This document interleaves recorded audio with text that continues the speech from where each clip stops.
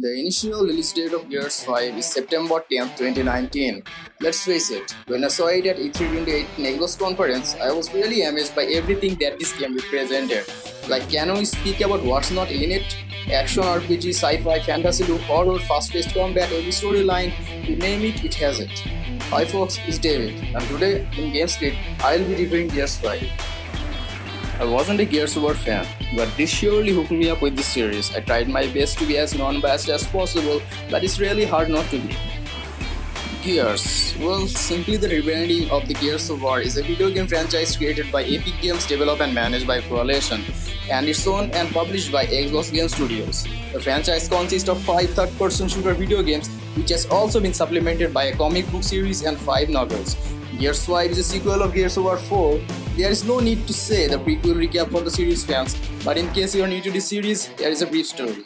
The series focuses on the conflict between humanity and subterranean reptilian hominids known as the Locust World, and their mutated counterparts, the Lambent. The Gears of War series takes place on Syrah, a fictional world-like planet. The human civilization develops on Syrah and endures a millennia-long conflict that leaves humanity on the brink of extinction. Syrah's leader broker on era of peace that ushers the era of scientific advancements. Humanity's population grows and demands more energy provided by fossil and nuclear fuel, and a naturally occurring substance that can be refined into a potent energy source. Emulsion solves the serious energy crisis but ultimately creates great economic imbalances. Nations with great access to the emulsion prospers, while other nations fall into financial problems. Syrah's citizens divided into 2 parts, the COG and the UIR. The long-lasting 79 years of war known as the Pendulum Wars consume millions of lives of both sides. The UIR develops the Hammer of Dawn, a system of satellite capable of delivering precise and potent orbital-to-surface laser strikes. However, a group of commandos led by Marcus Phoenix, Tom Santiago, and Victor Hoffman launch a daring raid on UIR stronghold and steal the Hammer of Dawn. The UIR quickly surrendered after witnessing the Hammer of Dawn's devastating one of their naval vessels nearly 6 weeks after the COG and UIR agreed to the peace contract. The Locust Horde unexpectedly emerges from the Syrah's depth and begin to assault all the human cities. The Locust Horde easily overwhelms the already tired COG forces during the surprise attack, known as the Emergence Day. The COG retreats and bombards their own cities with the Hammers of Dawn. To defeat the Locust Horde, this destroyed much of Syrah's cities and human population. The COG continues to operate while survived humans, as known as Stranded, are left to wander through Syrah's ruins. During the chaos of Emergency Day, Marcus led an unauthorized and failed rescue mission to save his father, Adam, from the Locust assault. The COG leadership court-martials the Marcus and sentenced him to life imprisonment. But it didn't last long. The attack of Locust Horde on the day of emergence freed Marcus, and thus the story begins.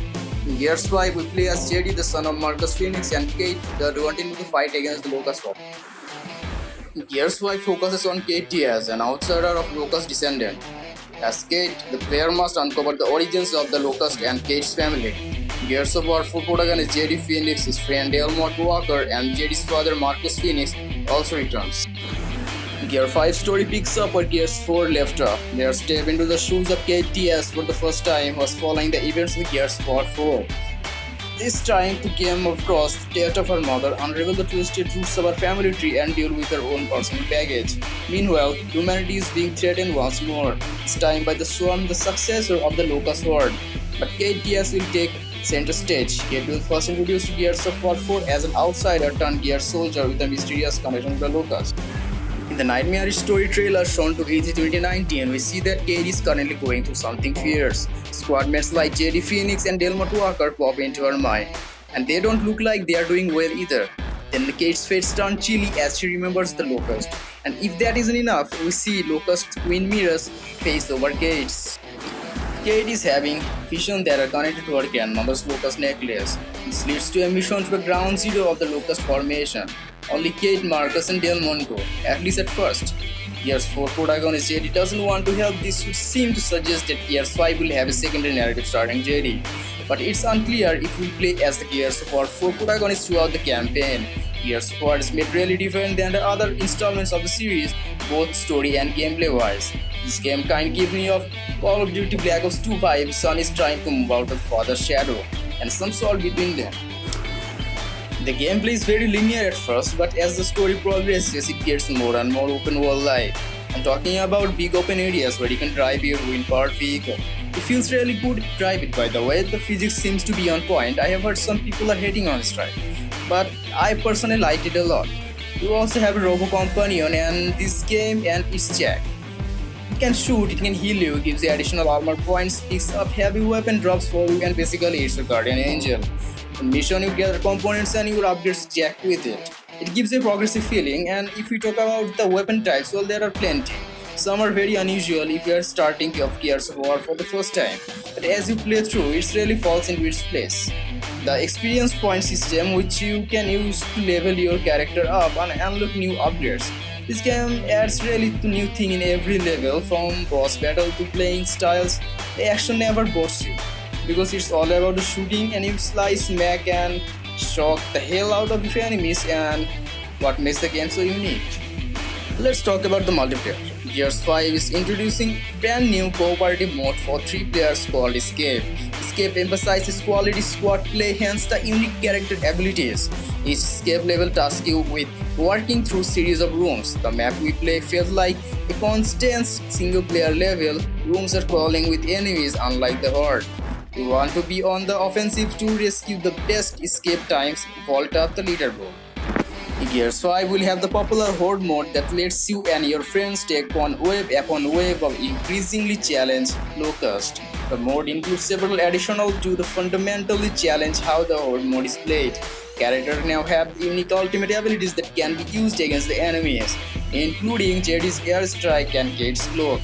Jack can even hijack enemy vehicles and turn them into their former allies for the devastating effect.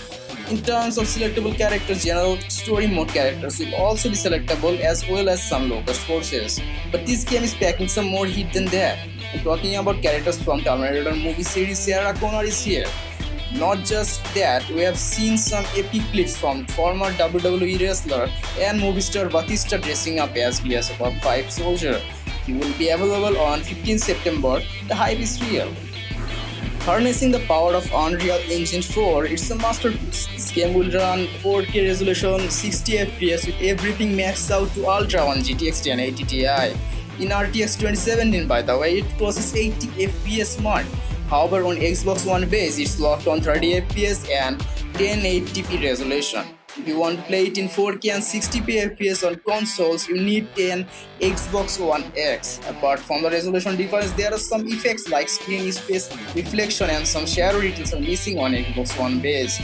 This game has dynamic resolution scaling, which lowers the resolution to give the maximum performance, so the game is really less likely to lag. Graphically speaking, this game is in that peak of 2090 standard, but still looks pretty good. Because of its incredible level design, it looks so colorful in each and every level. There is always something to look at and say wow about. Levels are full of volumetric lighting and dynamic real-time light sources. Screen space reflections are being noticed almost everywhere. Texture feels really high-res, almost no blurriness is noticeable in the model textures. Every cutscene in this game feels like it's even rendered in third-party render engine, and it's really hard to believe that all of it is happening in real time. This game pushes the absolute boundaries of the Xbox console. Unfortunately, Gears 5 ray tracing isn't available at the game's launch. For matters even worse, there hasn't been a peep made about the game eventually supporting RTX either. The same story is true for Gears 5 DLSS support. Neither Nvidia or Microsoft has made any statement about the game, including the tech now or in the future. However, hope isn't completely lost. Gears 5 uses DirectX API and DirectX ray tracing to hook into this in the future. Even if there is no official support, fan-made hooks could allow for unofficial ray tracing in Gears 5 and other games. DLSS, on the other hand, isn't so simple, and DLSS relies on neural networks to generate visual models. It's a lot less likely that fans will be able to implement a solution. Who knows, though some enterprising modder may even come up with a solution for that.